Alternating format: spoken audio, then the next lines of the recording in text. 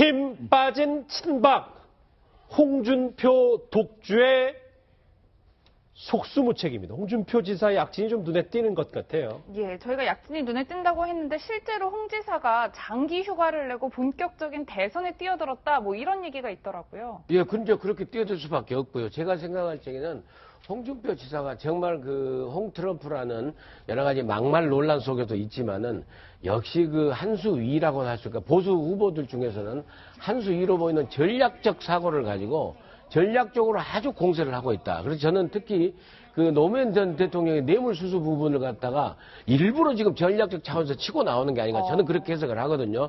그렇게 함으로써 본인이 그 말 못하고 그 이렇게 있는 샤이 보수층들에 대해서 확실히 각을 세워주면서 그 친노의 후예들이 후보로 나오는 저 민주당의 후보와 보수층에는 내가 유일한 후보다라고 하면서 보수층을 대신해서 내가 확실히 맞서 싸우겠다라는 본인의 어떤 그 포지셔닝 전략으로 해서 확실히 나오는 그런 모습이 보이기 때문에 제가 생각할 적에는 다른 후보들보다는 또 그 특히나 친박 후보들은 박근혜 대통령의 국정농단의 멍해가 있기 때문에 상대 그쪽은 또 차별하는 그런 측면도 있고 해서 이 홍준표 지사의 독주라 할까요? 그게 상당히 예상되는 보수 신앙 자유한국당의 저는 그 경쟁이라고 저는 그렇게 예상해 봅니다. 2위가 좀 격차가 많이 벌어진 것 같아서. 근데 위원장님 네. 보니까 대선 베이스 캠프도 좀 여의도에 차렸잖아요. 그렇죠.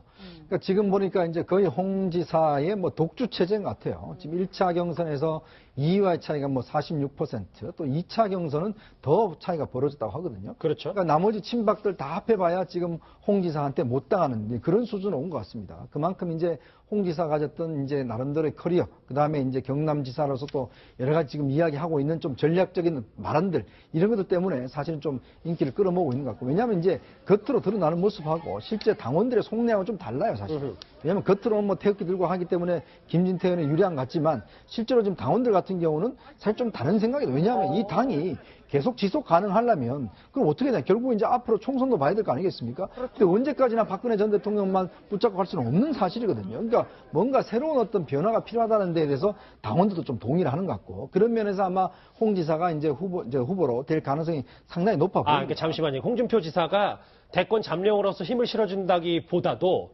자유한국당 당원들은 앞으로 미래를 보고 친박에게 더 맡길 수 없으니 홍준표 지사를 지지한다. 그렇죠. 그 포인트죠. 뭐냐면 결국 이제 문재인 전 대표나 민주당에서 대통령이 된다고 하면 야당 생활을 하면 그 야당으로서 뭐 하겠습니까? 결국 이제 뭔가 자신들만의 앞으로의 어떤 정치적 기반, 내년에 지방선거 있지 않습니까? 후년에 일단 총선 있죠. 자, 그러면 그 상황에서 어떻게 집권 여당과 각을 세울 것이냐. 그건 제가 볼 때 뻔한 것이거든요. 결국 이제 반노 정선, 반문 정선을 형성하는 수밖에 없어요. 자, 그런 면에서 본다면 그걸 형성해 주시는 가장 유리한 후보는 현재로서는 홍준표 지사라는 것이거든요. 그러니까 그렇기 때문에 아마 홍 지사 주변으로 모일 것이고, 결국 이제 나중에 바른정당의 이름 가지고 합친다고 생각한다라면 조금 확장성 측면에서는 친박보다는 비박이 낫다. 아마 그런 판단을 하는 것 같습니다. 그럼 이종훈 실장 이렇게 보면 아까 얘기했던 차후 이제 포석을 당원들이 나중 포석을 두는 거라면 황교안, 반기문 정도의 지지율은 안 되겠네요. 그렇게 되면. 아니, 그건 아직은 저는 모른다고 생각해요. 앞으로 그 정도의 지지율이 될 수 있다고도 생각을 하는데, 문제는 이거죠. 지금 홍준표 지사는 사실상 왜 지금 당원들이 또 바라보냐면 굉장히 여러 가지로 확장성이 있어요. 이분이 보면은 아내가 또 호남 사람이에요. 그러면 호남 가서는 내가 호남의 사위다라고 할 수 있는 또 그 여지가 있죠. 그 다음에 영남 사람이면서도 대구에서 초중 고등학교를 나와서 그러니까 PK와 TK를 또 아우를 수도 있죠. 또 이념적으로도 보면은 그렇다고 해서 그렇게까지 막 뭐 진보적이지도 않아요. 비박인데. 그럼 굉장히 보수적인 사람인데, 그러면서 모든 것들을 다 아우르고 있어요. 자, 보면 김진태 의원한테도 사실 각을 세우지 않아요. 지금 각 세우는 건 문재인 대표한테만 각을 세요. 그러면 홍준표 지사는 다 끌어모으겠다, 정말.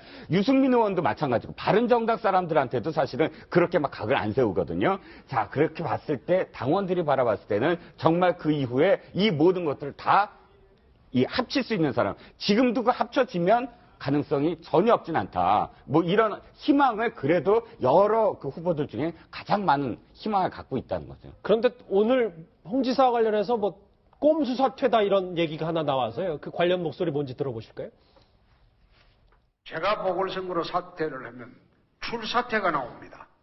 자치단체장 중에서 도의사 나올 사람이 사퇴를 하고 그 자리에 또 들어갈 사람이 또 사퇴를 하고 그렇게 되면 쓸데없는 선거 비용이 수백억이 더 부담을 하게 돼요. 지금 도정은 제가 보건대는 행정부지사 체제로 가더라도 전혀 흔들리지 않습니다.